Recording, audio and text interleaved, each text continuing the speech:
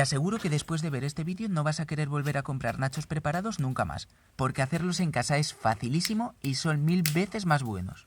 Tenemos dos opciones, usar solo harina de maíz o mezclarla con harina de trigo. Te voy a enseñar las diferencias y ventajas entre una y otra. Para la receta con harina de trigo, ponemos en un bol 50 gramos de harina de maíz, 50 gramos de harina de trigo y una pizca de sal. Podemos añadir alguna especia para dar sabor, como por ejemplo un poco de pimienta recién molida. Por último añadimos una cantidad de agua que nos permita tener una masa manejable. En mi caso han sido unos 70 mililitros. Y amasamos hasta obtener una textura como esta. Si hacemos los nachos solo con harina de maíz, este paso es el mismo, aunque cuesta más de amasar y la textura final será diferente. Esto pasa porque la harina de maíz no tiene gluten como la de trigo, y el gluten es el encargado de dar elasticidad a las masas. A continuación las aplastamos con la ayuda de un rodillo. Con la masa que lleva harina de trigo va a ser facilísimo. Ponemos un poco de harina para que no se pegue y ya está.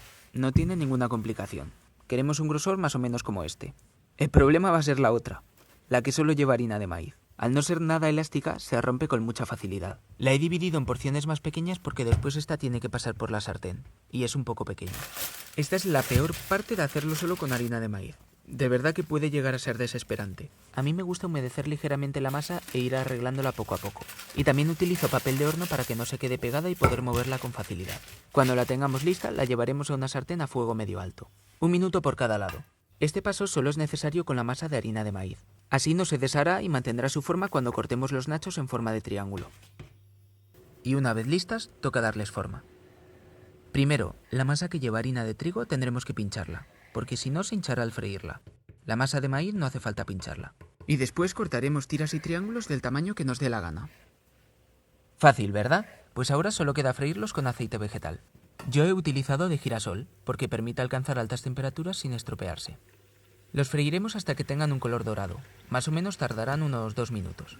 Las burbujas que se forman son el agua que van perdiendo los nachos, por lo que cuando salgan menos será otro indicador de que están listos.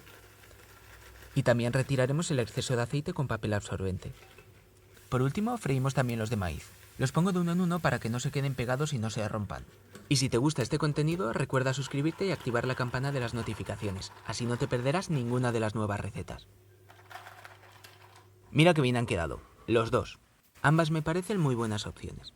Los nachos con harina de trigo son muy buenos y son facilísimos de preparar, por lo que si es la primera vez que los haces te aconsejo empezar por estos. Y los nachos con harina de maíz son mucho más crujientes y su sabor es impresionante. Otra opción para adaptarte puede ser empezar mezclando las harinas e ir bajando la proporción de harina de trigo con el tiempo. Pero bueno, que hagas la que hagas de las dos, te aseguro que no vas a querer volver a comprar nachos preparados. Ah, y por cierto, se ponen blandos rápido.